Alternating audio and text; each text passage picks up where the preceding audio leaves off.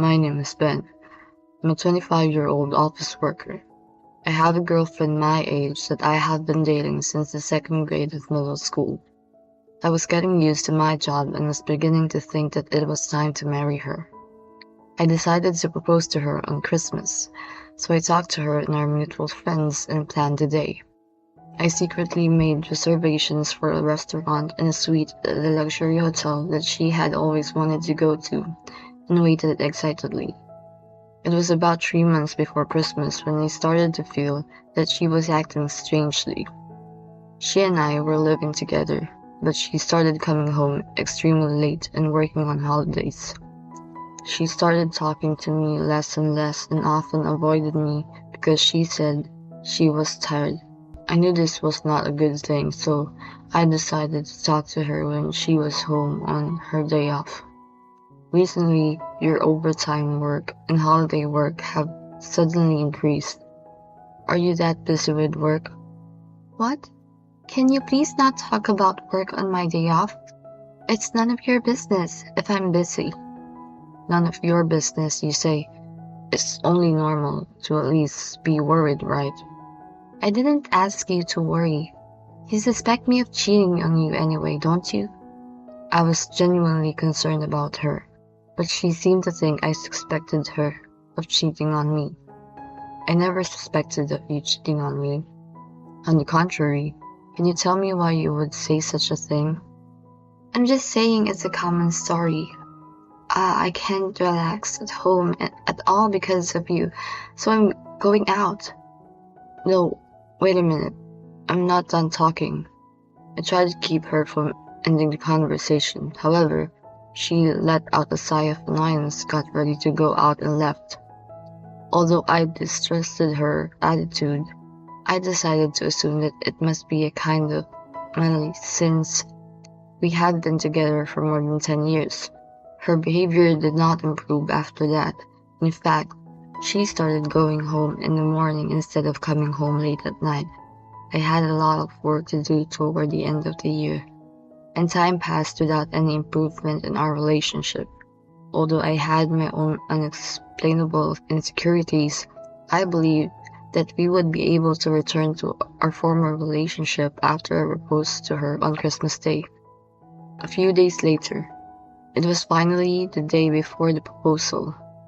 The world was a state of excitement because it was Christmas Eve. I was filled with nervousness and excitement thinking about the proposal tomorrow. I went home after work and waited for her to return. She had informed me that she would be home on time today, so I bought some audible and a cake at the department store and set the table. After a while, she came home at an unbelievably early hour. Welcome home. I bought a bunch of stuff at the department store. I see. I'd like to talk to you about something. I spoke to her in a cheerful voice as if to dispel the bad atmosphere that had been prevailing between her and me recently. But she didn't even take a glance at me and said she needed to talk to me. I could tell from her mood that it wasn't a very good talk. What do you mean? Let's talk over dinner. No, I don't want dinner. I'm going out after anyways. What do you mean going out? Since it's Christmas Eve, why don't we spend it together? Oh, come on. That's so depressing. I'm sick and tired of it, Ben. She scratched her head and said in frustration, Isn't it too much to be depressed or fed up? You've been acting funny lately to begin with, you know that. If there's something wrong with you, talk to me. That's why. I'm going to tell you now, so shut up and listen. I have found someone I like. That's why I'm breaking up with you. She gives me a half smile as if she's stirring me up. I was at a loss for words as I was confronted with the fact that I have been pretending not to notice until now. Why don't you say something? It's not like we were engaged, so I'm not going to pay you alimony. You said you had found someone you liked. That means you were cheating on me, right? Yes, it's that bad. My relationship with you has been in a rut lately anyway.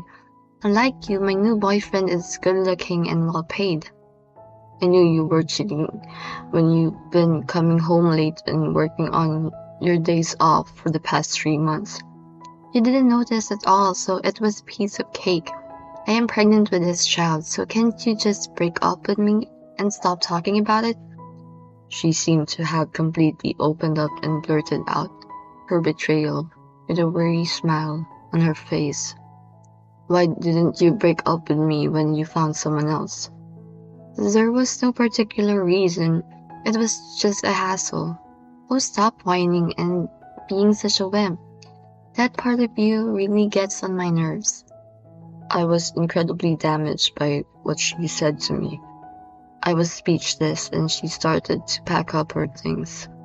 As I stared in amazement at her packing her clothes and valuables into her bag, I finally realized that I was done with her. All right, I understand. Let's break up. I understand that it's pointless to keep you here. This house was originally under contract to me, so you should leave. You finally get it? You're really so to the end, aren't you? I'm getting out of this house. Send me everything except for what I'm taking today to my parents' house. Oh, okay. I'll send it all tomorrow. Oh, and give me back my duplicate key. She didn't like me telling her what to do, so she glared at me and slammed the duplicate key on the table. Fine, I'm going to go to my boyfriend's. She grabbed her stuff and left the house. All that she left in the house was me and a lot of food I had bought at the department store. I didn't want to be alone in this room, so I called my friend. I simply told him that I had broken up with my girlfriend and that I didn't want to be alone in the room.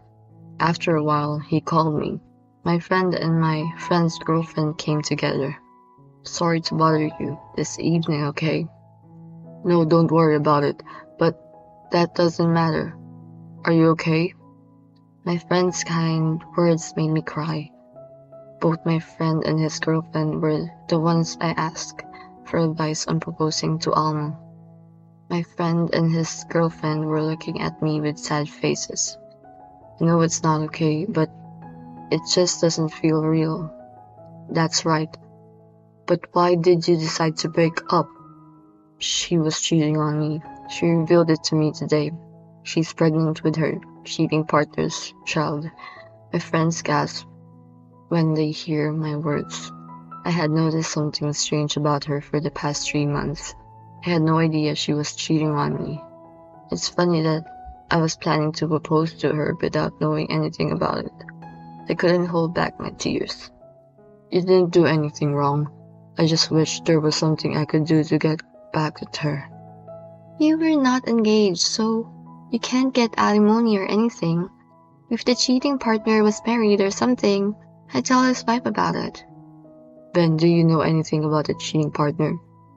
No, I don't know anything. I only found out today that she was cheating on me in the first place. My friends were whispering something to each other.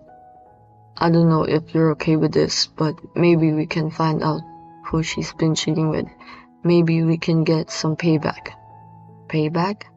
Of course, if you don't want payback, that's fine. But as far as I'm concerned, I can't forgive her. I considered my friend's suggestion of payback. Do I want to get back at her? We have been together for more than 10 years, and I have seen many good things and bad things about her. After spending so many years together, I decided I wanted to spend the rest of my life with her, and yet she trampled on all my feelings. The way she revealed her affair to me, she was a woman I had never known. Gradually, I felt my head start to cool off. I guess despite the sudden breakup, I was more excited than I thought. As my head cooled down, I began to feel anger towards her. I thought about it, and I can't allow her to be happy. I want to get back at her. I see. Well, you'll find out about your girlfriend's affair. You need to get some rest. I almost cried again at my friend Paul's concern. Well, that's enough for this gloomy talk. We've got so many trees here. It would be a waste if we didn't eat them. At the suggestion of Paul's girlfriend Leah, we then moved on and had a fun dinner party. Thanks to them, I was able to move on without getting more depressed than necessary. As an apology for calling them here on Christmas Eve, I gave the restaurant and hotel I had reserved for the proposal to them both. They had been together for a long time, and they had no special plans for Christmas tomorrow. My friend's girlfriend was delightful. The next day, I was a bit hungover from drinking too much yesterday, but I packed up her remaining personal belongings. Suddenly, I felt bad about sending her stuff without any notice, so I called her parents' house. It's been a while. It's Ben. I need to talk to you about Alma. Oh, Ben, what's wrong? Did you have a fight with my daughter? She didn't tell her parents that she broke up with me. I broke up with Alma yesterday. I want to send Alma's stuff to you. What? You broke up? Why? I thought you two were supposed to get married. Alma has found someone else she likes. I see. I'm sorry about my daughter. Can you send the package by Fright Collect? I'm really sorry. Her mother's voice was a little shaky. I hung up the call, feeling sorry. Then I sent her luggage, which I had put together with cash on delivery. I also redecorated her room and felt refreshed. A few days has passed since I left her. I didn't feel any more of her than I thought I would. In fact, I was living a comfortable life because I didn't have to worry about what she was up to. Then I got a call from Paul, who said he was going to find out about her affair and that he had gotten some interesting information. He agreed to come over to my place after work to talk. Ben, you look better than I thought you would. Thanks to you, I've lived comfortably without that much of a drag. I'm glad to hear that. Leo was worried too. Oh, and while we're on the subject, your girlfriend's cheating boyfriend had a fiancé. Fiancé? So he was engaged and even cheated on her. That's the worst kind of man. That's right. And there's more. I heard that your girlfriend was dumped by the person she cheated on you with. What? But she's pregnant by the guy she cheated on me with. The fiancé of the cheating partner was the daughter of the president of the company, and from the point of view of the cheating partner, his true goal was his fiancé. So she kicked him out without question when he came to her house asking her to marry him because he had a baby on Christmas Eve. I didn't lose my anger toward Alma or stop getting back at her, but I still felt a little sorry for her. After all, she had been tossed around and dumped too. It seems like a hell of a mess, but how did you figure that out? No, I didn't really look into it. Got a call from my girlfriend at my friend's girlfriend's place. He took away her house key, and so she couldn't go home, and she can't go back to her parents' house because she lied to them. What are you making it sound like it's my fault? Well, I don't have anything to hide, so I don't care. Oh, don't worry about it, 'cause we're spreading the truth. I thank God I had a real good friend. She seemed to be having a bad enough time just for what my friend told me, so I decided to hold off on taking any action from our side for the time being. After that, I heard a little more about the location from my friend, and then we split up. Few days after my friend told me about her and the cheating boyfriend, came home to find her inside the house for some reason. Ben, welcome home. Thanks for working hard. Dinner is ready. There she was, the sweet, gentle woman she had been when we first moved in together. But I couldn't help but be creeped out by her appearance. Why are you here? How did you get inside my house? What's wrong? You look so scared. Oh yeah, you have to lock the balcony window properly, you know. Her statement gave me a hunch. She had broken into the house from the balcony. When we lived together, the neighbors and she seemed to be very close.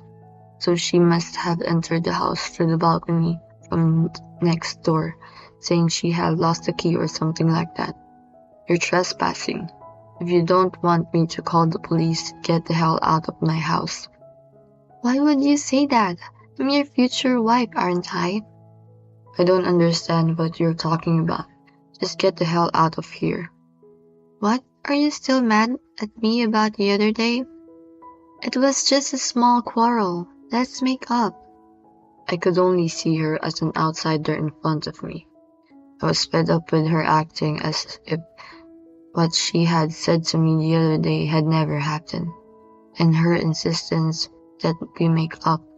I think it's too much to let you come back to me just because you were dumped by the person you cheated on me with. I will never forgive you, and I have no intention of getting back together with you. Why?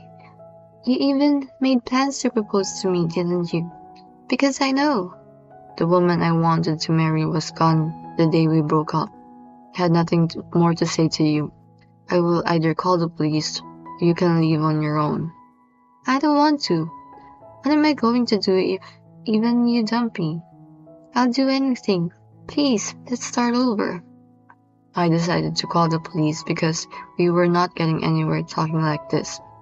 I took out my phone and tried to call, but she must have realized how serious I was, because she rushed out of the house.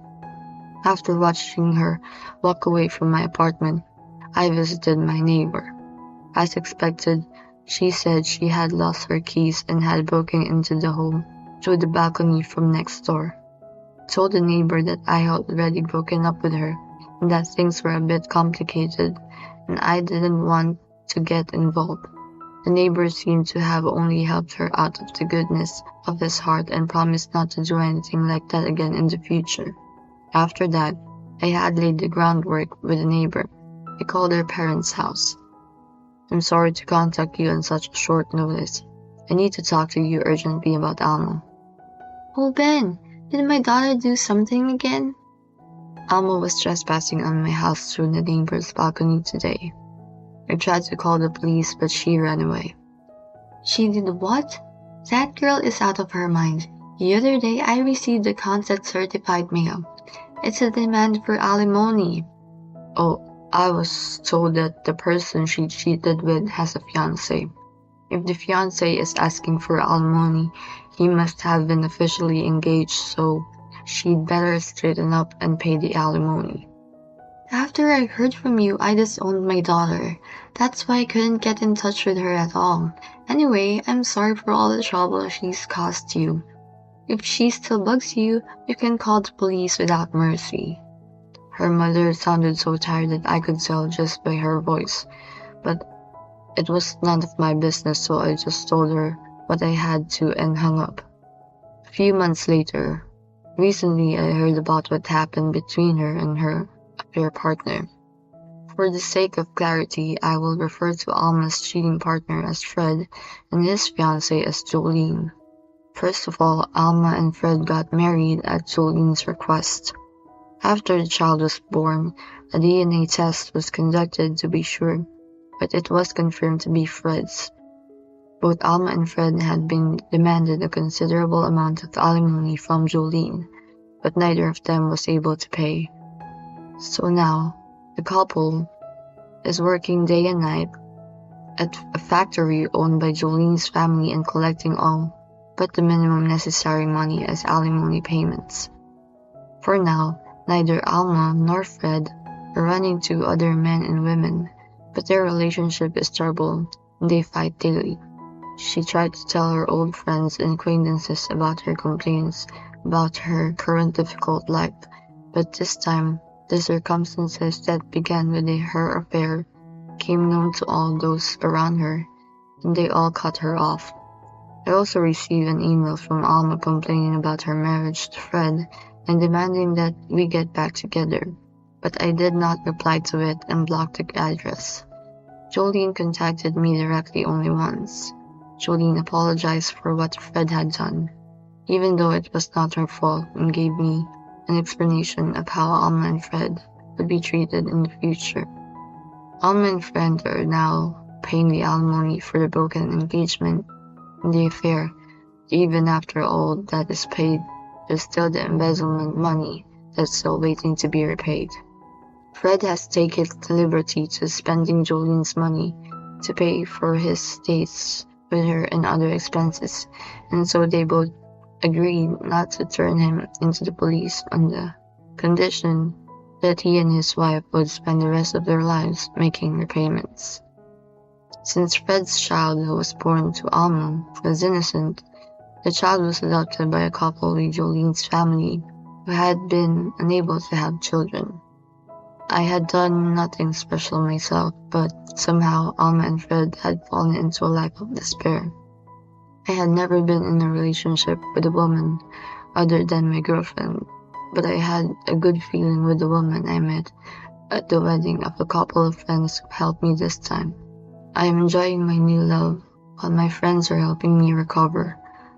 I am not thinking of getting married again yet, but for the first time being, I'm going to enjoy love to the fullest, which I have not been able to experience before.